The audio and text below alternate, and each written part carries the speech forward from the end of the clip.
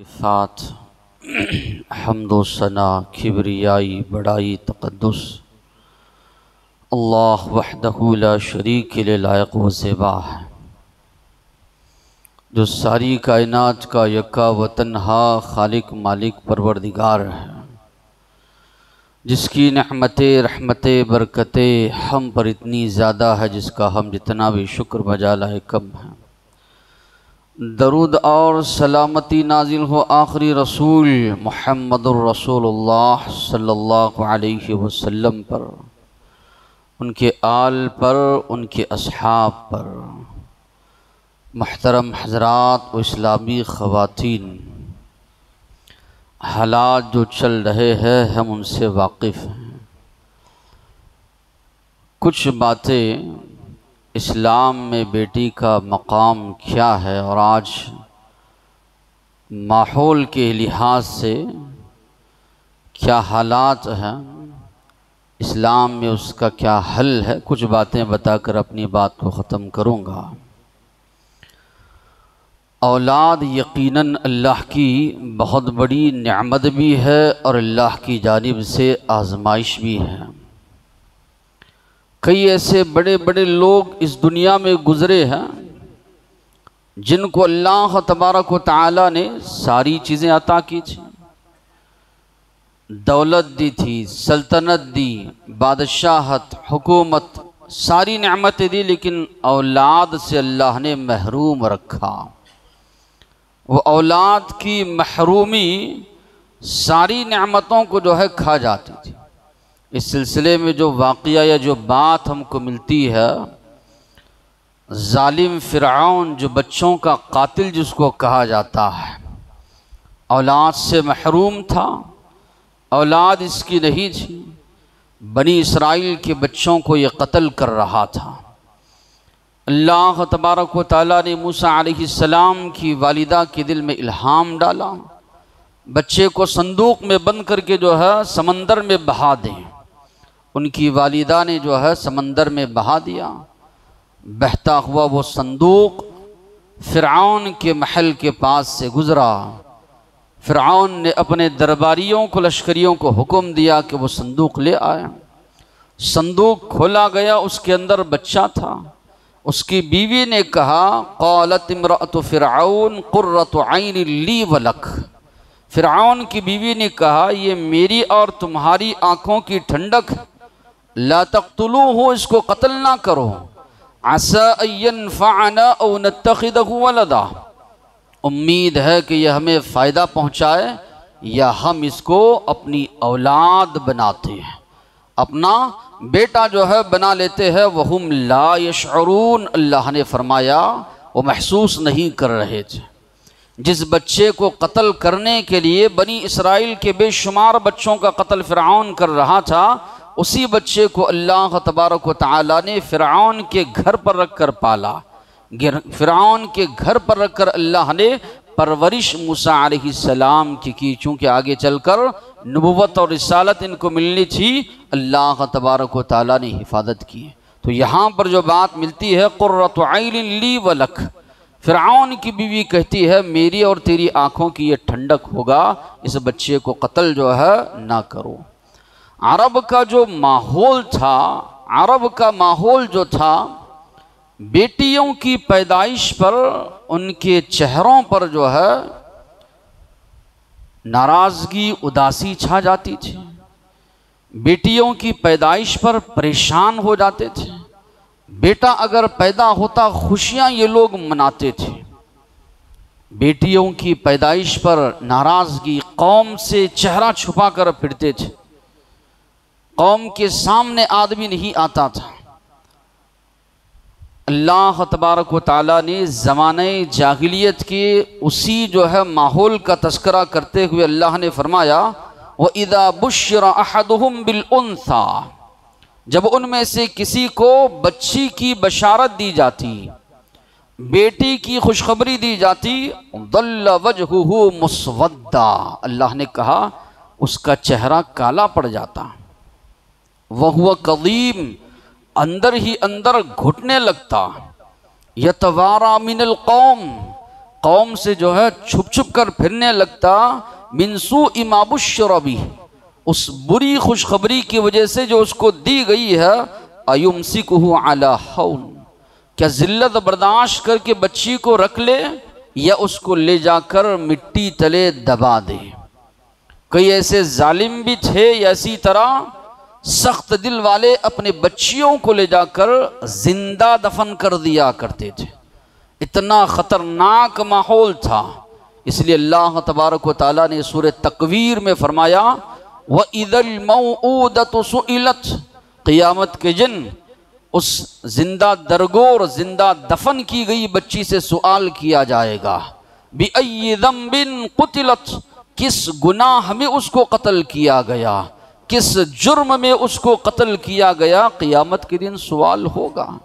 تو یہ ماحول تھا عرب کا، بچی پیدا ہوتی، بیٹی پیدا ہوتی، آدمی چہرہ چھپا کر پھرتا، کئی لوگ لے جا کر زندہ دفن کر دیا کرتے تھے اپنی اولاد کو، اپنی بچیوں کو۔ اللہ کے رسول صلی اللہ علیہ وسلم نے اس معیار کو بدلا، اس معیار کو نبی کریم صلی اللہ علیہ وسلم نے تبدیل کیا۔ افسوس کا ماحول ہے، یہ افسوس کا معاملہ ہے، آج بھی مسلمانوں کے اندر یہ چیز پائی جاتی ہے۔ بیٹی اگر پیدا ہو، بچی اگر پیدا ہو، اتنی خوشی چہرے پر ظاہر نہیں ہوتی جتنی بیٹے کی پیدائش پر ہوتی ہے، یا بیٹے کی پیدائش پر جو خوشی کا اظہار ہوتا ہے، جو دعوتیں ہوتی ہے یا جو مٹھائیاں تقسیم ہوتی ہے، بیٹی کے معاملے میں وہ رویہ نظر نہیں آتا الا ماشاء اللہ۔ کئی لوگ ایسے بھی ہیں جو بیٹی کی پیدائش پر خوش ہوتے ہیں، دعا بھی لوگوں کو آپ دیکھیں گے بیٹے کے لیے ہی دعا کریں گے، بیٹیوں کے لیے ہو سکتا ہے اکا دکا کوئی کریں۔ تو آج بھی یہ اثرات ہیں، اس دور میں اس طرح پیدا ہونے کے بعد مارتے تھے، آج حکومت نے پابندی لگائی ہے، اور نہ معلوم کر کے پیٹ ہی میں جو ہے کئی بچیوں کو مار دیا جاتا۔ یہ ماحول آج یہاں کا جو ہے بچے کو تعلیم کے معاملے میں عمدہ سے عمدہ اسکول میں ڈالنا، بچی کا معاملہ آئے تو سیدھی سادی اسکول میں جو ہے ڈالنا، داخلہ کروانا۔ تصور لوگوں کے ذہنوں میں یہ پایا جاتا ہے بیٹا ہے مستقبل میں سہارا بنے گا، کمائے گا، کما کر ہم کو دے گا۔ بیٹی کو کتنا بھی پڑھائیں، کتنا بھی سکھائیں، یہ تو جانے والی پرائے گھر کو ہے۔ آپ بھی تو نکاح کیے ہیں، کسی کی بیٹی تو آپ کے نکاح میں آئی ہے، ان کے والد اگر اس طرح سوچتے تو یہ ایک نظام ہے جو اللہ تبارک و تعالیٰ نے بنایا ہے، ہر ایک کو جو ہے اس نظام کے تحت جو ہے چلنا ہے۔ تفریق جو ہے اولاد کے درمیان نہ کی جائے، سختی کے ساتھ دین اسلام میں اس سے جو ہے منع کیا گیا ہے۔ قرآن و سنت کا مطالعہ آپ کرتے ہیں تو یہ بات معلوم ہوتی ہے، اللہ کے رسول صلی اللہ علیہ وسلم نے بیٹیوں کو دنیاوی لحاظ سے ہو یا اخروی لحاظ سے ہو، دونوں لحاظ سے والدین کے حق میں فائدہ مند بتایا۔ اللہ کے رسول صلی اللہ علیہ وسلم نے فرمایا لا تکرہوا البنات، بچیوں کی پیدائش کو ناپسندیدہ نہ سمجھو، ناگوار نہ سمجھو، ناپسند نہ کرو، فَإِنَّهُنَّ الْمُؤْنِسَاتِ، یہ اپنے والدین سے محبت کرنے والیاں ہوتی ہیں، الغالیات، قیمتی ہوتی ہیں۔ علامہ البانی نے اس کو روایت کیا ہے، یہ دنیاوی لحاظ سے۔ اخروی لحاظ سے اللہ کے نبی نے احادیث میں 3 فائدے بتائے ہیں، بچیوں کی ولادت کے، بچیوں کی پیدائش کے 3 فائدے نبی کریم صلی اللہ علیہ وسلم نے احادیث میں بتائے ہیں۔ پہلا فائدہ نبی کریم صلی اللہ علیہ وسلم نے فرمایا جہنم سے یہ نجات کا ذریعہ ہے، جہنم سے بچاؤ کا یہ ذریعہ ہے۔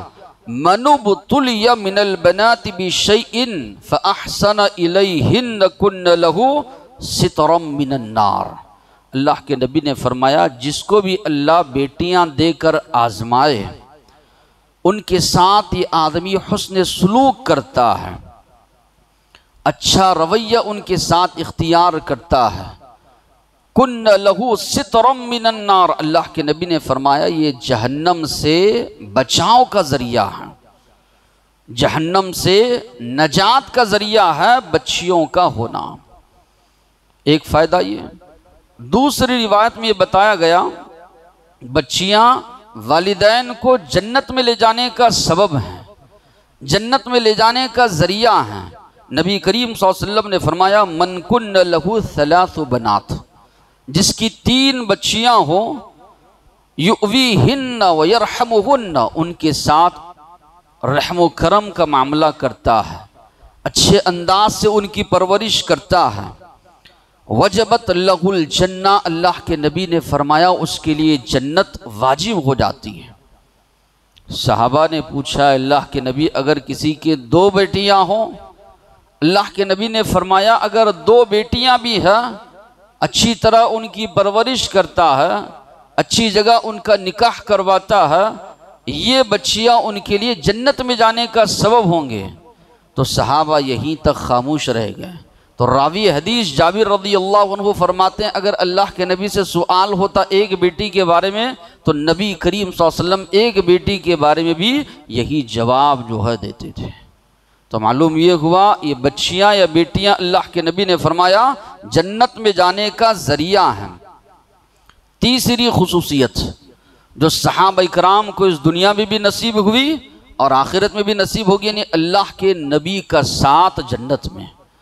اللہ کے نبی کے صحابہ اس دنیاوی زندگی میں اللہ کے نبی کا ساتھ ان کو نصیب ہوا، لیکن ان کی خواہش ہوتی تھی کہ آخرت میں بھی اللہ کے نبی کا ساتھ ان کو نصیب ہو۔ اس لیے کئی صحابہ کو آپ دیکھیں گے اللہ کے نبی جب کہتے مانگو جی کیا مانگنا چاہتے ہو، اللہ کے نبی سے کہتے ارید مرافقتک فی الجنہ، اے اللہ کے نبی آپ کے ساتھ جنت میں رہنا چاہتے ہیں۔ اے اللہ کے نبی گھر میں ہوتا ہوں بیوی بچوں کے ساتھ آپ کی یاد آتی ہے، فوراً دوڑتے ہوئے آپ کے پاس آتا ہوں، دیکھ لیتا ہوں تو سکون محسوس ہوتا ہے۔ اے اللہ کے نبی جنت میں جو ہے آپ اونچے مقام پر ہوں گے، ہم جو ہے کمتر مقام پر ہوں گے، وہاں کیا معاملہ ہوگا؟ اللہ کے نبی نے فرمایا المرء مع من احب، آدمی ان کے ساتھ ہوگا جن سے وہ محبت کرتا ہے۔ تو صحابہ کو یہ فکر دامنگیر رہتی تھی کہ اللہ کے نبی کا ساتھ وہاں پر نصیب ہو۔ تو نبی کریم صلی اللہ علیہ وسلم نے فرمایا من عال جاریتین، جو کوئی مسلمان 2 بچیوں کی پرورش کرے گا حتی تبلغا، یہاں تک کہ وہ بلوغت کی عمر کو پہنچ جائیں، جاء یوم القیامت انا وہو وضم اصابعہ، قیامت کے دن جب وہ آئے گا میں اور وہ، اللہ کے نبی نے اپنی انگلیوں کو ملا کر بتایا اتنے قریب ہوں گے۔ تو معاشرہ جو تھا زمانے جاہلیت کا، بیٹی کی پیدائش کو ناپسند کرنا، زندہ درگور کرنا، اللہ کے نبی نے اتنا ہی زیادہ مقام و مرتبہ بلند کیا بیٹی کا۔ اللہ کے نبی کا کیا رویہ تھا اپنی بچیوں کے ساتھ؟ آپ صلی اللہ علیہ وسلم کی جو بیٹیاں تھیں، 4 بیٹیاں اللہ نے اللہ کے نبی کو عطا کی۔ عائشہ رضی اللہ عنہا فرماتی ہے فاطمہ رضی اللہ عنہا ملنے کے لیے آئی، اللہ کے نبی اٹھے ان کا استقبال کیے، آپ صلی اللہ علیہ وسلم نے اپنے بازو ان کو بٹھایا، مرحبا کہا، کان میں ایک بات اللہ کے نبی نے ان کے کہی، رونے لگے۔ اس کے بعد ایک اور بات اللہ کے نبی نے ان کے کان میں کہی تو انہوں نے مسکرایا۔ بعد میں عائشہ رضی اللہ عنہا نے پوچھا اللہ کے نبی نے کیا فرمایا؟ تو کہتی ہیں یہ اللہ کے نبی کا راز۔ اللہ کے نبی کی وفات کے بعد دوبارہ عائشہ رضی اللہ عنہا سوال کرتی ہیں، پوچھتی ہیں، تو تب یہ بتاتی ہیں پہلی مرتبہ اللہ کے نبی نے کہا ہر سال جبرائیل علیہ السلام جو ہے 1 مرتبہ قرآن سناتے تھے جتنا نازل ہو، اس سال 2 مرتبہ انہوں نے سنایا ہے۔ معلوم ہوتا ہے چلچلاؤ کا وقت ہے، اس دنیا سے گزر جانے کا وقت۔ تو اللہ کے نبی کی وفات کی خبر سن کر وہ رونے لگی اور کہا اللہ کے نبی نے کہ وفات کے بعد میرے خاندان میں تم سب سے پہلے مجھ سے ملاقات کرو گی۔ پھر دوسری خوشخبری یہ سنائی کہ کیا تمہیں یہ خوشی نہیں ہے کہ جنت کی خواتین کی تم سردار ہوگی؟ تو وہ خوش ہوتی ہیں کہ اتنا بڑا مقام و مرتبہ ان کو ملا۔ تو جب بھی آتی اللہ کے نبی کبھی ان کے گھر تشریف لے جاتے ہیں، تہجد کی نماز کو اٹھاتے تھے۔ کیا تم دونوں نہیں اٹھو گے تہجد کی نماز کو؟ کبھی جا کر گھر کو مطالبہ کرنے کے لیے آئی غلام وغیرہ کا، جا کر سمجھاتے کہ رات میں تسبیحات پڑھ کر سو، اللہ تعالیٰ دن بھر جو ہے چشتی تمہیں عطا کریں گے۔ تو یہ معمول تھا، یہ معاملہ تھا اللہ کے نبی کا اپنی بچیوں کے ساتھ۔ آج جو ماحول جو پیش کیا جا رہا ہے دین اسلام کے تعلق سے، یہ پیش کیا جا رہا ہے کہ دین اسلام خواتین پر ظلم کرنے والا ہے، یا دین اسلام کی تعلیمات ایسی ہے خواتین پر ظلم کرنے والی ہے۔ آپ ویڈیوز بھی آپ دیکھتے رہیں گے کہ دعوت دی جا رہی ہے کہ ہندو مذہب یا اسی طرح دیگر مذاہب کو جو ہے قبول کیا جائے، قبول کریں گے تو یہ پریشانیوں سے آپ لوگ بچ جائیں گے۔ جبکہ اسلامی تعلیمات کو آپ پڑھ جائیں گے، خواتین کو جتنا مقام و مرتبہ دین اسلام نے دیا ہے کسی اور مذہب نے، کسی اور دین نے وہ مقام و مرتبہ نہیں دیا۔ ماں کی صورت میں ہے، ماں کی شکل میں ہے۔ اللہ کے رسول صلی اللہ علیہ وسلم نے فرمایا جنت جو ہے ان کے قدموں کے نیچے ہے۔ اتنا بڑا مقام و مرتبہ والدین کو، والدہ کو اسلام نے دیا۔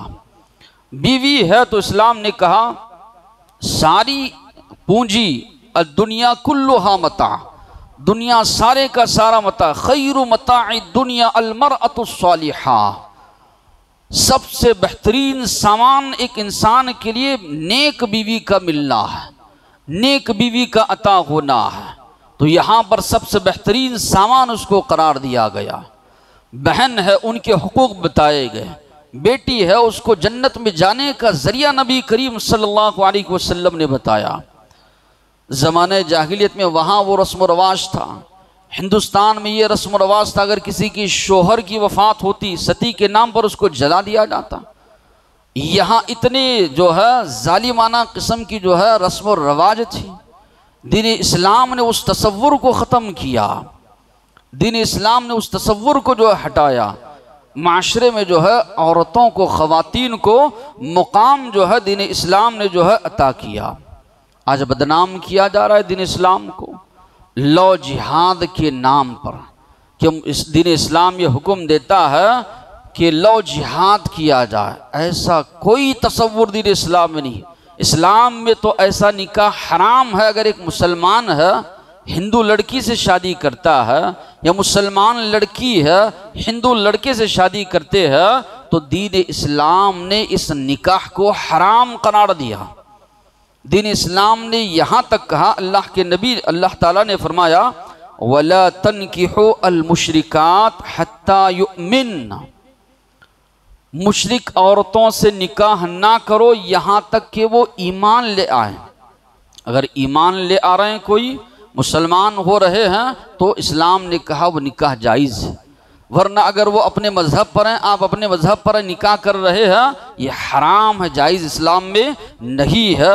اللہ نے کہا وَلَأَمَةٌ مُؤْمِنَةٌ، مومن عورت بہتر ہے اگرچہ کہ وہ باندی ہو۔ پہلے کا دور غلامی کا دور تھا، اللہ نے کہا آزاد عورت کے مقابلے میں ایک باندی بہتر ہے ایک مسلمان کے حق میں اگر وہ مومنہ ہے، مشرکہ کے مقابلے میں۔ اسی طرح اللہ نے فرمایا وَلَا تُنْكِحُوا الْمُشْرِكِينَ حَتَّى يُؤْمِنُوا، اپنی بچیوں کا نکاح مشرکوں سے نہ کرو یہاں تک کہ وہ ایمان لے آئیں۔ وَلَعَبْدٌ مُؤْمِنٌ، مومن غلام بہتر ہے آزاد مشرک سے، اگرچہ کہ تمہیں مشرک پسند آ رہا ہو۔ تو اسلام نے یہاں تک سختی کے ساتھ منع کیا۔ یہ صاف طور پر زنا کاری اسلام میں، اس کو جائز نہیں قرار دیا گیا۔ رجسٹر میرج جو کرتے ہیں یہ اسلام میں حرام ہے، یہ نکاح ہوتا ہی نہیں اسلام میں۔ اللہ کے نبی نے فرمایا لا نکاح الا بولی وشاہدی عدل وصداق، نکاح کے لیے اللہ کے نبی نے شرط لگائی ولی کا ہونا ضروری ہے عورت کے لیے۔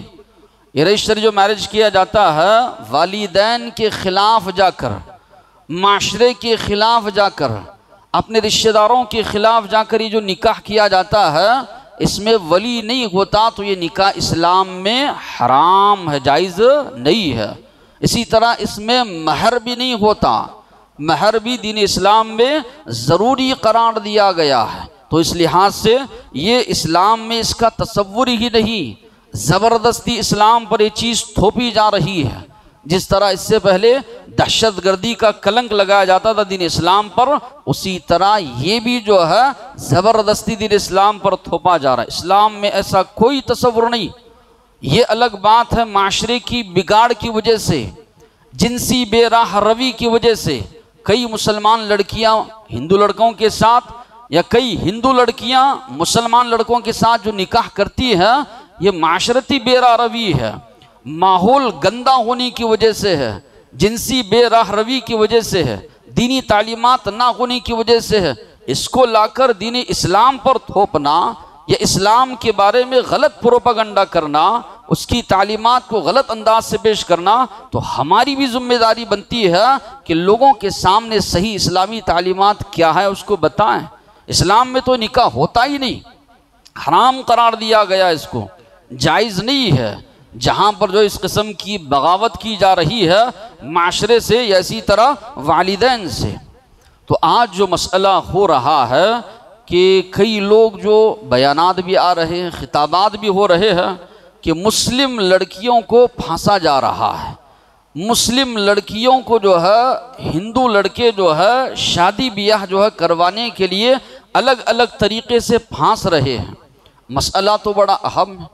اللہ تبارک و تعالیٰ نے فرمایا یا ایھا الذین آمنوا قوا انفسکم واہلیکم نارا، اے ایمان والو تم لوگ اپنے آپ کو اور اپنے گھر والوں کو جہنم کی آگ سے بچاؤ، وقودھا الناس والحجارہ، جس کا ایندھن انسان اور پتھر ہوں گے، علیہا ملائکۃ غلاظ شداد، اس پر بڑے سخت فرشتے اللہ نے فرمایا مقرر ہے، لا یعصون اللہ ما امرہم، اللہ جو بھی ان کو حکم دیتا ہے کبھی وہ نافرمانی نہیں کرتے، ویفعلون ما یؤمرون، وہ کام کر گزرتے ہیں جو اللہ ان کو حکم دیتا ہے۔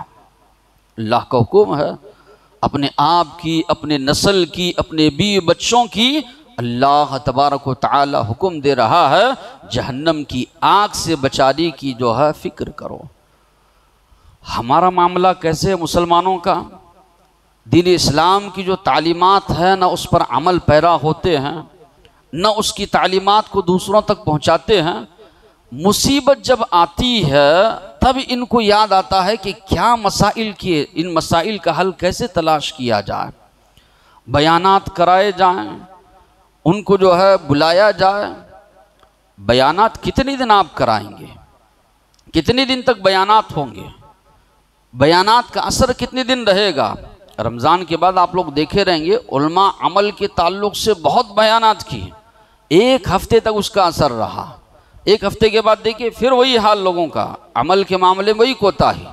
کتنے دن اثر رہے گا؟ واٹس ایپ پہ آپ دیکھیے، فیس بک پہ آپ دیکھیے، رمضان کے بعد جتنے بھی بیانات آ رہے تھے عمل کے تعلق سے کہ بھئی رمضان کے بعد کیسے زندگی گزار رہے ہیں، کتنے دن اس کا اثر رہا؟ ہفتہ، 10 دن، 15 دن، اس کے بعد پھر سے ویسے ہی لوگ ہو گئے۔ تو اس کا اثر کتنے دن رہے گا؟ بیانات آپ لوگ بلا کر کرائیں گے یا بیانات کریں گے، خطابات کریں گے، اس کا اثر کتنے دن رہے گا؟ ہفتہ، 10 دن، یا جو بھی سن کر جائیں گے مہینہ، 15 دن۔ ماحول تو وہی ہے بگڑا ہوا ہے، کرنا اس کے لیے کیا ہے؟ آج آپ دیکھیں گے کوئی نہ کوئی مسئلہ اٹھا کر آپ کو مشغول کریں گے۔ اس سے پہلے 3 طلاق کا مسئلہ اٹھایا گیا، ساری امت اس میں پریشان، پرچے بانٹے جا رہے ہیں مسجدوں کے باہر، بیانات ہو رہے ہیں، اور واٹس ایپ پہ آ رہا ہے کہ بھئی سائن کیجئے اس کے اوپر، جو ہے اس کو یہ کیجئے کہ یہ جو ہے اس کو کل عدم کر دیا جائے۔ 3 طلاق کا مسئلہ جو ہے اٹھایا گیا، اب ساری امت اس کے اندر پریشان۔ NRC کا مسئلہ لایا گیا، اس میں اٹھایا گیا، ساری قوم جو ہے اس کے اندر پریشان۔ مسلمانوں سے جو ہے ووٹ کا حق چھین لیا جائے، اس میں مسلمان پریشان۔ لو جہاد کا مسئلہ اٹھایا گیا، اس میں مسلمان پریشان۔ یہ ایک مسئلہ نہیں، دوسرے مسئلے کی طرف آپ کی توجہ فرمائیں گے، پھر یہ مسئلہ لوگ بھول جائیں گے، ایک ہفتہ، 10 دن، 15 دن، مہینہ بولیں گے، اس کے بعد یہ مسئلہ بھول جائیں گے، دوسرا مسئلہ اٹھائیں گے، آپ اس میں مشغول رہیں گے، پھر مسلمانوں کی بچیاں غیروں کے ساتھ. اب اس پر کوئی نہیں بولے گا، جو حساس موضوع چل رہا ہے اس پر لوگ بولتے رہیں گے. تو اس کا حل کیا ہے؟ یہ نہیں کہ بیانات اگر آپ کریں گے وقتیہ طور پر، چیخیں گے، چلائیں گے، لوگوں کے سامنے بولتے رہیں گے، اسی طرح کالجز میں جائیں گے، یہاں وہاں جائیں گے، ذہن بنانے کی کوشش کریں گے، یہ وقتیہ چیز ہے. ماحول تو وہی ہے جو بگڑا ہوا ہے. بچیاں تو وہی جائیں گی جہاں پر بگڑا ہوا ماحول ہے. کتنے دن تک آپ نگرانی کریں گے؟ والد ہے جا کر جو گیٹ تک چھوڑ کر واپس آ رہا ہے، کہاں تک آپ نگرانی کریں گے؟ 6-8 گھنٹے یا اسی طرح جتنے بھی گھنٹے وہ کالج میں رہ رہے ہیں، یونیورسٹی میں رہ رہے ہیں، وہاں تو جا کر ہم نگرانی کرتے تو نہیں بیٹھ سکتے. تو سوال یہ ہے کہ بھئی اس کا حل کیا ہے؟ اس کا حل جو ہے، سب سے پہلا جو حل ہے وہ ہے دینی تعلیم کو جو ہے بچوں میں عام کیا جائے. سب سے پہلا سبق، سب سے پہلا درس، یا اسی طرح سب سے پہلی وحی جو اللہ نے نازل فرمائی، اقرا اقرا بسم ربک الذی خلق. پڑھیے آپ اپنے اس رب کے نام سے جس نے پیدا کیا ہے. اللہ نے تعلیم، علم حاصل کرنے کا حکم دیا. توحید سے پہلے فَعْلَمْ أَنَّهُ لَا إِلَهَ إِلَّا اللَّهِ، جان لو کہ اللہ کے علاوہ کوئی معبود نہیں. تعلیم کا ہمارے پاس تصور کیا ہے؟ کئی جگہ سمر اسلامک کیمپ بھی ڈال رہے ہیں، آپ جا کر اس میں دیکھیں گے بچوں کو کچھ سورتیں یاد کرائی جائیں، کچھ دعائیں یاد کرائے جائیں، قرآن پڑھنے بچے کو آ جائے. یہ ایک حصہ ہو سکتا ہے تعلیم کا. تعلیم کا جو اصل مقصد ہے، اللہ تبارک و تعالیٰ نے قرآن کے بارے میں کیا فرمایا؟ ہدی للمتقین، یہ لوگوں کی متقیوں کی ہدایت کے لیے اللہ نے نازل کیا ہے. ہدی للناس، لوگوں کی ہدایت کے لیے اللہ نے نازل کیا ہے. ہدایت انسان کو کب نصیب ہوگی؟ ہدایت انسان کو کب ملے گی؟ جب اس کو پڑھے گا، اس کو سمجھے گا، تو تب جا کر انسان کو ہدایت ملے گی. طوطا رٹنی کی طرح انسان اگر رٹ لے یا پڑھ لے تو اس سے ہدایت اس کو ملنے والی نہیں ہے. تو اللہ نے ہدی للناس، ہدی للمتقین جو قرار دیا، اس سے ہدایت کب نصیب ہوگی؟ کہ مسلمان اس کو سمجھیں، اس کی تعلیمات کو سمجھیں. آج اس پر توجہ نہیں دی جاتی. اللہ کے نبی کی بعثت سے پہلے زمانہ جاہلیت میں وہ ساری برائیاں پائی جاتی تو جو آج ہمارے معاشرے میں ہے. زناکاری اس دور میں بھی عام تھی، بچیوں کو زندہ درگور کیا جا رہا ہے، لوٹ مار کر کھا جاتے تھے قافلے کا قافلہ، ایک دوسرے قتل کرتے تھے، ناحق مال کھا جاتے تھے، ساری معاشرتی برائیاں تھیں.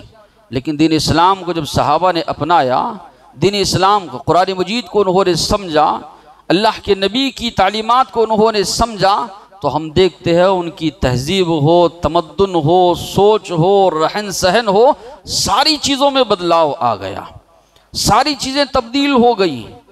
تو صرف ہم جو سمجھ رہے ہیں اسلامی تعلیم کا معنی یہ ہے قرآن پڑھنا بچے کو آ جائے، یا اسی طرح جو ہے کچھ سورتیں یاد ہو جائیں، کچھ جو ہے قرآن کے کچھ دعائیں یاد ہو جائیں. پہلے آپ یہ تصور کو ہٹا دیجئے.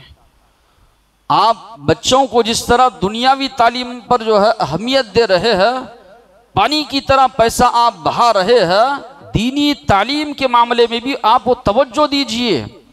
روزانہ 2-4 یا 5 آیتیں ہی صحیح آپ کا بچہ جو ہے تفسیر کے ساتھ سمجھے. سلف کی جو اسلاف کی، اسی طرح علماء حدیث کی جو تفاسیر لکھی ہوئی ہے ان کو رکھ کر آپ سمجھیں. قرآن کے اندر اللہ نے وہ تاثیر رکھی ہے، یہ معاشرے کو پلٹنے والی کتاب ہے. اس زمانے میں معزز تھے مسلمان ہو کر، اور ہم خوار ہوئے تاریک قرآن ہو کر. صحابہ کو اللہ نے عزت بخشی کب؟ جبکہ ان لوگوں نے اس چیز کو سمجھا، اس کے مطابق عمل کیا، اس کو اپنایا. تو دینی تعلیم کا معنی یہ ہے کہ آپ دین کو آپ سمجھیے. دین کو آپ نہیں سمجھیں گے کہ آپ کے اندر تقوی، پرہیزگاری، للہیت نہیں آئے گی. اللہ کون ہے آپ کو نہیں معلوم ہے، اللہ کیسے پکڑتا ہے، کیسے اس کا عذاب ہے. اللہ کے نبی کی آپ سیرت کو پڑھیے، کبھی کبھی ایک آیت ساری رات آپ پڑھ رہے ہیں. کیا معنی اس کا وہ ہوتا تھا آیت کا، بار بار تلاوت کرتے جا رہے ہیں، روتے جا رہے ہیں. عائشہ رضی اللہ عنہا بھی جو بار بار ایک ہی آیت کو تلاوت کرتی جا رہی ہے، روتی جا رہی ہے. فمن اللہ علینا ووقانا عذاب السموم. اللہ نے ہم پر یہ احسان کیا کہ اللہ تبارک و تعالیٰ نے زہریلے عذاب سے اللہ تبارک و تعالیٰ نے ہم کو بچا لیا۔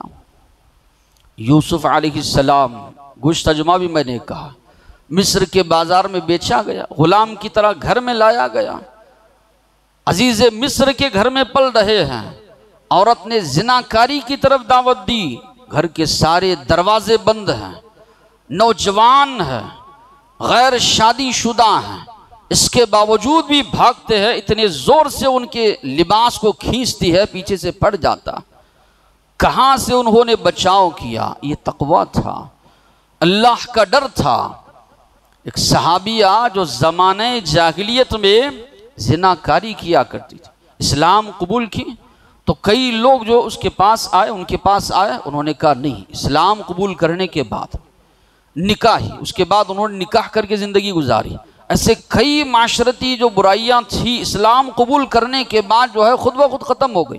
ام سلیم رضی اللہ عنہ، ابو طلحہ رضی اللہ عنہ نکاح کا پیغام بھیجتے ہیں، کہتی ہے تمہارا جیسا آدمی نکاح کا پیغام بھیجے رد کیا جائے ہو ہی نہیں سکتا، لیکن تم کافر آدمی ہو، مشرک ہو، فلاں بت کی عبادت کرتے ہو، میرا نکاح تمہارے ساتھ جائز نہیں، اسلام قبول کر لیتے ہو یہی میرے لیے مہر ہے، اسلام تم قبول کر لو۔ 2-3 دن سوچتے ہیں، اسلام قبول کرتے ہیں، تاریخ اسلام میں سب سے بہترین مہر جو ہے قرار دیا گیا۔ تو معلوم یہ ہوا، سمجھائیں اپنے بچوں کو دین کیا، اللہ کا تقوی، اللہ کا ڈر، اللہ کا خوف آپ پیدا کریں۔ یہ 4 دن بیانات ہوں گے، پھر دوسرے مسئلے میں آپ لگ جائیں گے، پھر وہی ماحول۔ دوسری جو اہم چیز ہے تربیت، گھر کا جو ماحول ہے، گھر کے ماحول کو آپ تبدیل کیجیے۔ آج مسلمانوں کو کہتا ہوا یا آپ یہ لوگ سنیں گے، بچوں کے ہاتھ میں ایک سے ایک بہترین فون آپ دے رہے ہیں۔ ارے کہاں سے بچے سنتے ہیں، کہاں سے بچے بات مانیں گے؟ یہ کسی نے کہہ دیا زبان سے، یہی آج ہم لوگ جو ہے رٹ لگائے ہوئے۔ اللہ کے نبی اور صحابہ کیا ماحول کو تبدیل نہیں کیے؟ آج ہم جو غیر ہے ان کی تہذیب تمدن کو قبول کر رہے ہیں۔ ٹی وی لاکھ درجے بہتر تھی فون کے مقابلے میں، گھر میں یہ لگی رہتی تھی، والدین جو چاہتے تھے بچے وہ دیکھتے تھے۔ آج یہ اکیلے میں جا رہے ہیں، تنہائی میں جا رہے ہیں، دوستوں کے ساتھ جا رہے ہیں، کیا کیا بلا بدتر کیا چیزیں دیکھ رہے ہیں جو ماحول کو بگاڑنے والی آپ تصور بھی نہیں کر سکتے۔ ممبر رسول ہے، یہاں سے بولنا بھی جو ہے نہیں، بول بھی نہیں سکتے، سامنے شریف بنے رہیں گے، آدمی کا تصور بھی نہیں جائے گا کہ میرا بیٹا ایسا کر سکتا۔ یہ جنسی چیزیں جو ہے اس کے اندر ایسی لذت رکھی گئی ہے، سامنے آپ کے بنے رہیں گے لیکن پیچھے دوستوں کے ساتھ وہ ساری چیزیں برائیاں دیکھتے رہیں گے جس کو شریعت نے حرام قرار دیا ہے، منع کیا ہے۔ آج ہم جو ماحول کیا بنا ہے، چھوٹے سے چھوٹا بچہ وہ فون سے پوری طرح لگا ہوا ہے۔ ماں باپ جو ہے دینی تربیت، نمازوں کے بارے میں سوال نہیں کریں گے، بچہ روئے گا گڑ گڑائے گا، اگر مانگے فون برابر اس کو دیں گے۔ ہمارا ماحول کیا بنتا جا رہا ہے؟ ایسے بگاڑ کے ماحول میں فیس بک ہے یا اسی طرح انسٹاگرام، کئی بچیاں اس کی وجہ سے جو ہے غیروں کے ساتھ جو جڑ گئی، کئی رشتے اس کی وجہ سے جو ہے ٹوٹ گئے۔ تو آج پابندی رہی ہے، معاشرے کے ساتھ ہم بھی جو ہے بہاؤ میں جو ہے چلے جا رہے ہیں۔ تعلیمی نظام کیا ہے؟ مسلمانوں کے پاس اسکولز نہیں ہیں، مسلمانوں کے پاس کالجز نہیں ہیں، تو بھی معیاری نہیں، کوئی ڈالنا اس میں پسند نہیں کرے گا، ہے غریب معاشرے کے لوگ جو ہے کچھ لوگ اس کے اندر داخل کروائیں گے۔ ہماری بچیاں جائیں گی تو غیروں کے اسکول میں، ہماری بچیاں جائیں گی تو غیروں کے کالجز میں، اب وہاں تھوڑی وہ اسلامی ماحول آپ کو دیں گے۔ اختلاط کا وہاں پر تو ماحول ہے، کتنے بھی آپ بیانات کیجئے۔ یہ جنسی بے راہ روی اتنی خطرناک چیز ہے، آپ دیکھیں گے ماں باپ کی عزت نیلام ہو جاتی ہے، خاندان والوں کی عزت نیلام ہو جاتی ہے، دین اسلام کو بالائے طاق رکھتے ہیں۔ گزشتہ جمعہ میں نے بتایا اچھی اور بری موت، ارتداد مرتد ہو جاتے، دین اسلام کو چھوڑ دیتے ہیں، اسی حالت میں ان کی موت ہوتی ہے۔ تو اتنا زیادہ جو داؤں پر ساری چیزوں کو لگا رہے ہیں، عزت کو، دین کو، ماں باپ کو، سب کو لگا رہے ہیں، وجہ کیا ہے؟ مخلوط تعلیم، جہاں پر بچیاں بھی پڑھ رہی ہیں، بچے بھی پڑھ رہے ہیں، کتنے بھی آپ بیانات کر لیں، کتنے دن اس کا اثر رہے گا؟ جائیں گے تو آپ کی بچیاں ان کے ماحول میں، وہاں پر جو ہے شرکیہ چیزیں ہیں، شرکیہ چیزوں کے ذریعے شروعات جو ہے دن سے ہو رہی ہے۔ لباس دیکھیے بچیوں کا کیسا ہے، 10 تک یا اسی طرح سیکنڈ ایئر تک پڑھ رہی ہے، لباس بچیوں کا کیسے ہے، تعلیمات میں جو ہے گندگی بھری ہوئی ہے. یہ ساری چیزیں پڑھیں اور ہم یہ سوچیں کہ جو ایک دو بیانات سے جو ان کے اندر سدھار آئے گا. شادی بیاہ کے مسئلے میں مسلمانوں کو دیکھیے بے تحاشا خرچ کریں گے، غریب سے غریب ہے وہ بھی خرچ کرے گا، لیکن جہاں تعلیم کا معاملہ ہے مسلمانوں کی ایک معیاری اسکول اس ایرے میں آپ بتائیے، اس ادارے میں یہاں پر نہیں بتا سکیں گے، ایک کالج بھی نہیں بتا سکیں گے. تو مسلمانوں کی بچیاں گندے ماحول میں جائیں گی، وہی سب کچھ سیکھیں گی، وہی سب کچھ چیزیں آئیں گی. تو یہ ماحول کو بھی تبدیل کرنا ضروری ہے، اور ایک آدمی کا نام ایک کام نہیں ہے، ساری قوم مل کر جو ہے اس کو کرے کہ اپنے اسکولز ہو مسلمانوں کے جہاں پر اسلامی لباس میں جو مسلمان جائے. کرناٹکا میں جو مسئلہ اٹھا گزشتہ بار، اسکارف بھی جو ہے بچیاں لگا کر جانا جو ہے منع کیا گیا. اسکول سن کے ہیں آپ مجبور ہیں، کچھ بھی نہیں کر سکتے. نقاب لگا کر بچیاں نہیں جا سکتی، منع کیا گیا، روکا گیا ان کو، آپ کچھ نہیں کر سکتے. احتجاج آپ کرتے رہے گا لیکن قانون جو ہے پاس ہوا، چونکہ آپ کے پاس تعلیمی نظام، جبکہ اسلام نے سب سے پہلا حکم دیا کہ جو ہے پڑھیے، تعلیم کے معاملے میں جو ہے آگے بڑھیے. نکاح کا بھی جو نظام ہے بہت ہی مشکل ہم لوگوں نے جو ہے نکاح کو بنایا. جوڑے کی رقم ہے، جہیز ہے، یا اسی طرح شادی بیاہ کا خرچہ ہے، مہنگے سے مہنگے فنکشن ہال ہے، مہنگے سے مہنگا لباس ہے. یہ ساری چیزیں مل کر جو ہے معاشرتی بگاڑ کا سبب بن رہی ہے. علماء نے کئی علماء کی تقاریر میں آپ سنیے، ماں باپ خود بھیج رہے ہیں بچی کو کسی نہ کسی سے جو ہے نکاح کر کے تو چلی جا، کسی غیر اسلامی طریقے سے ہو، کسی بھی طریقے سے ہو. اس کے مجرم کون ہے؟ سارا معاشرہ ہے. اللہ نے ہم کو دیا ہے تو حرام طریقے سے آپ اس کو خرچ کریں گے، جہیز آپ دیں گے، یا اسی طرح آپ یہ کہتے ہیں کہ ہم لیں گے نہیں دیں گے، حرام جگہ آپ دے رہے ہیں، معاشرے کے بگاڑ کا سبب آپ بن رہے ہیں. اللہ نے مال و دولت سے نوازا ہے تو کیا پوچھے گا نہیں اللہ؟ یہ حرام چیزوں میں آپ نے ڈالا ہے، حرام چیزیں جو ہے رائج کی، اللہ کے پاس سوال نہیں ہوگا؟ یقیناً سوال ہوگا. تو یہ معاشرتی بگاڑیاں، نکاح جو ہے دیر سے ہونا، تاخیر سے کرنا، یہ ساری چیزیں مل کر جو ہے آج یہ بگاڑ پیدا ہو رہا ہے. صرف ہمارے ایک دو بیانات سے، ایک دو چیزیں کہنے سے جو ہے یہ چیزیں نہیں ہوتی. اب دیکھیے کسی مسجد میں اعلان ہوا ہے کہ جمعہ کا جو ہے خواتین کے لیے بھی جو ہے رکھا جائے گا. مساجد سے آپ نے خواتین کو محروم کیا، بازار میں بھیج رہے ہیں، ایسی ویسی جگہوں پر بھیج رہے ہیں. مساجد جہاں پر کتاب و سنت کی بات ہوتی ہے وہاں سے مسجدوں سے خواتین کو روکا، لے دے کر جو ہے جمعہ کے دن ایک ملتا ہے ان کو سننے کے لیے، اس دن بھی روکا گیا. تو کہاں سے ان کو تعلیم جو ہے پہنچے گی؟ کہا جاتا ہے نا کہ ماں جو ہے بچے کے لیے، اولاد کے لیے سب سے پہلا مدرسہ ہے. جیسے وہ سکھائے گی ہماری نسل ویسی پروان چڑھے گی. ماں کے پاس ہی اگر دینی تعلیم نہ ہو، والدین کے پاس اگر دینی تعلیم نہ ہو، اپنے بچوں کو کیا تعلیم وہ لوگ دے سکتے ہیں؟ تو معاشرے کو آپ بدلیے، اپنے اسکول کالجز وغیرہ بنائیے، تب جا کر اس میں آپ تبدیلی لا سکیں گے. ورنہ کل کوئی اور مدعا اٹھائیں گے، ساری قوم اس پر بولتی رہ جائے گی، پھر مسلمانوں کی بچیاں غیروں کے ساتھ جاتی رہیں گی. یہ ماحول سدھرنے والا نہیں جب تک کہ جو ہے امت مسلمہ آگے نہ بڑھے، اپنے دم پر جو ہے علمی چیزیں جو ہے نہ لائے، ورنہ وہ گندے ماحول میں جائیں گے تو یقیناً جو ہے متاثر ہوں گی. اللہ تعالیٰ سے دعا ہے جو باتیں سنے ہیں عمل کی توفیق عطا فرمائے. وآخر دعوانا الحمدللہ رب العالمین.